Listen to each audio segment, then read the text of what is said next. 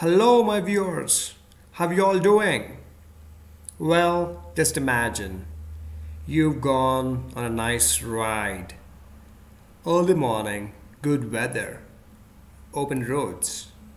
You're on a motorbike ride, and then you realize when you pull over and you see that there is something that has pierced into the tire of your motorbike. It is heartbreaking. It hurts.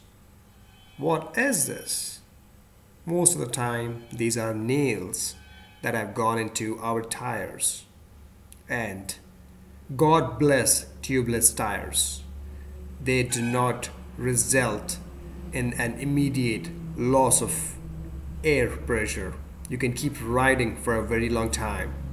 And in this case, you know what happened? You wouldn't believe this, neither did I. It's been about 8 months, and I have been noticing that the air pressure on my Yamaha R1 in the tires has been dropping every 15 days or so. I pump it up to 40 psi, and in about 15 days it goes down to 28 psi. And I thought that my rim has a problem, because I could not find any puncture on the tire. And after 8 months, after riding at very high speeds, I realized that there is a foreign object that has pierced into the very expensive super soft compound tire of my Yamaha. Now, I need to get this out and repair the tire on my own. And I will guide you how to do it. It's a simple procedure. Do make notes of it and let me know if you need more help.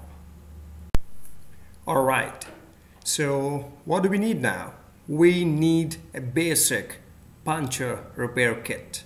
You can buy it in any of the motorbike stores or on eBay. It's pretty cheap. It could be $10 or $20 depending upon the kind of quality that you're looking for. And you would need a plier and very few basic tools that you see here. And now you need to slowly, gradually, without using too much force, get the nail or the foreign object out of the tire. Be very careful. Do not force something very sharp into the tire, else you can cause further damage. And if you see, I slowly got the nail out of the tire, and that's a long thin nail. Alright, and now you gotta wait until the air slowly gets out of the tire. There would be a lot of air inside, and just wait. It would take a minute or two, and you see that hole? I just do not like it. It hurts. And some fun does no harm. You see the air coming out of the tire with a lot of pressure, and have fun while you work. Next, I would be repairing the tire. And now what we're trying to do with this tool is to make the hole in the tire bigger. It's a very small hole, and we would not be able to put the rubber strip into the tire. So gradually push into the hole. Now there is still air inside the tire, so I'm not able to do that. Let me wait till the air comes out. And yes, now our tool is able to pierce into the tire, into the hole, and make it bigger. The idea of doing this is, of course, to make the hole bigger and also to make the sides of the hole even, polish them, smooth them out, so that there are no uneven edges inside. You see that how that's moisture coming out of the tire. And when I pull it out now, there is air also that is coming out. I would just have to wait. So all during the procedure, be careful. It's a tire, it's rubber. Any excess force can cause more damage. So when you are putting this tool inside, this tool is like a drill bit. Put it in, turn it right, gradually. It's like drilling into something and get it out, you know. It looks harsh, but I'm not being harsh there. It's a big tire, and I'm just trying to be easy on it and make the hole even and bigger, like you see there.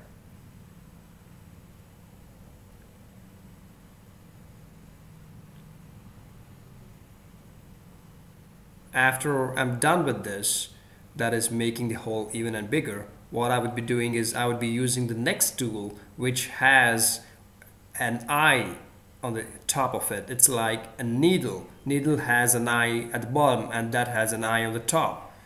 Then you got to put the rubber strip into it, and the rubber strip is like very sticky thing. It's I believe it's some kind of a sticky rubber with glue or something like that, and it does a fantastic job. You would not have to do anything after you do this. Yeah, and you see the sticks there? Those are rubbers. When you when you store this kit, what do you have to make sure? Yeah, you see that. That is the eye there, and you gotta put that strip into it. And when you store a tire puncture repair kit, make sure that there is no dust that gets onto these strips. If there is dust, then these strips would not be sticky anymore, and they would not be able to stop the air from coming out of the tire. So just make sure you store them in a box or in a carry bag or anything where dust doesn't get into it. Now pulling this rubber strip into this eye can be a little tricky because the rubber strip is sticky and slightly thicker than that hole. You can use a screwdriver or any kind of an object to make the eye of that thing bigger, and see how I do it. Else you can take help of someone else to pull it out from the other side. It's very sticky, mind you. It's like a gum that comes out of your mouth. It's I would say 20 times or 50 times thicker than that. I mean stickier than that. So also be careful, don't rip the strip apart, because we need it going into the tire in one piece. And also make sure you don't drop it onto the ground where there's dust and mud. Okay, so I make it halfway into the tool, and now gradually take it into the tire through the hole. All right, again, slow.